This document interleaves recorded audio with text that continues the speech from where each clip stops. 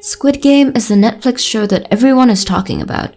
It's such a simple idea, yet it's managed to take the world by storm and become Netflix's most streamed show of all time, even beating out Tiger King. As well as being hugely entertaining, Squid Game can also teach us some valuable lessons about dating, romance, and relationships. Today, we'll go over 11 of them. It's not just romantic media that we can learn lessons about relationships from. If you manage to stay until the end of this video, we'll reward you by letting you know about a free relationship masterclass taught by a couple of world-leading dating experts. Now, I know what some of you are thinking, and I would agree. It does seem weird that we're using a fictional TV show, and a fictional horror show at that, to learn lessons that can help us in real life. But fiction teaching us about reality is nothing new. Even in ancient times, the myths and legends shaped our culture and taught us how to be better people. Nobody is saying to use Squid Game as a self-help book, but that's not to say we can't pick out what the characters teach us and apply it to our lives. Another thing I want to be very clear about, we are not saying that you should recreate the Squid Games. Killing people whilst playing childhood games is both illegal and, well, immoral. But the moral of the tortoise and the hare is not about what to do if you're ever in a race against a tortoise. It's about working hard and not bragging.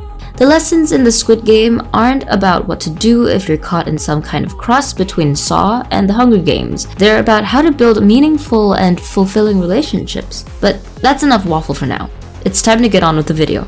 During the candy cutting game, the players had to select a shape that they would cut from the candy. They could choose something easy like a triangle or something more difficult like an umbrella. But if they chose something difficult, the chances of them failing would increase. Their tomorrow would be defined by not existing. In our relationships, we might think it's a good idea to miss spending time with our partners to go to the pub, but in doing so, we'll have to deal with an annoyed significant other the next day.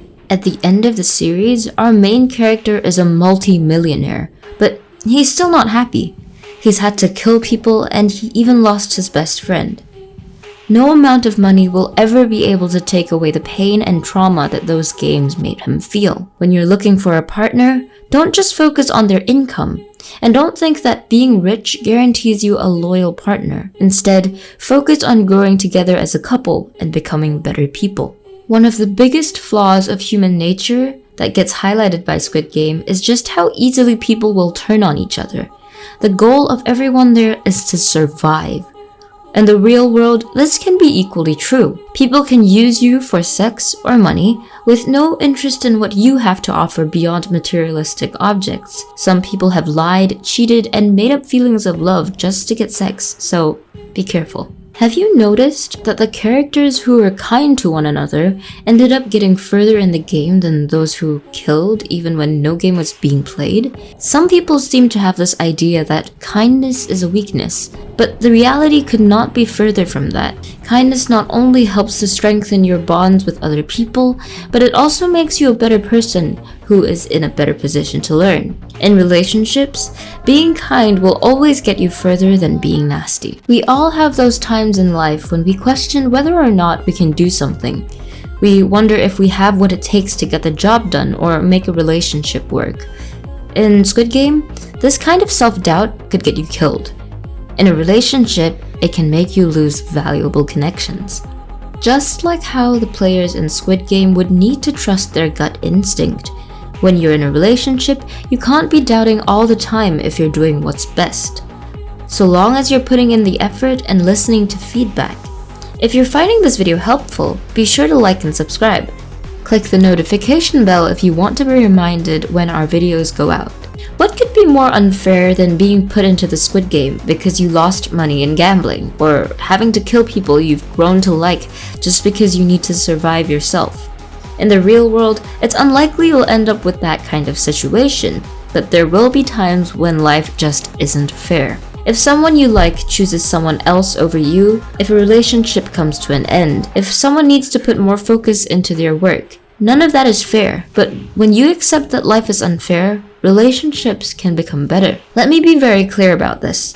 Trust is one of the most essential parts of any relationship. This one applies more for when you're in the talking stage. Some people might have pasts that they would rather keep hidden. This approach does not work when you're in a committed monogamous relationship. But when you're still learning about them, they will do all they can to present themselves as an angel who can do no wrong. Don't believe it. Try and figure out what their flaws are. What have they done in the past that they might not want you to know? Many of the people within Squid Game got into that situation because they were financially irresponsible and gambled all their money and a bit more away. But gambling isn't always about money. If you cheat on someone hoping not to get caught, that's a gamble. If you pass up a relationship with someone because you think someone better will come along, that's a gamble. If you have sex, that's a gamble. Think twice about what you do in a relationship. What might seem like harmless fun can sometimes ruin lives. When playing Squid Game, understanding the value of your friends is vital, as you never know when they might not come back alive.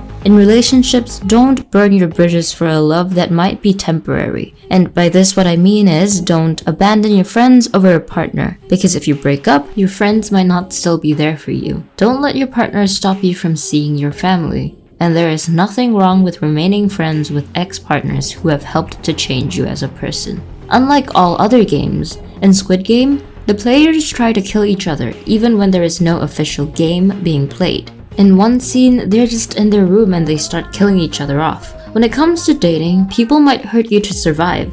For example, perhaps one day your partner will break up with you so that they can further their career. Or maybe they'll start talking to other people just in case you decide to break up with them. One person who went much further than anyone expected him to was the old man. Because he was frail, he was never picked in a game. Yet somehow he kept on winning. The only time he lost was when he purposely lost his marbles.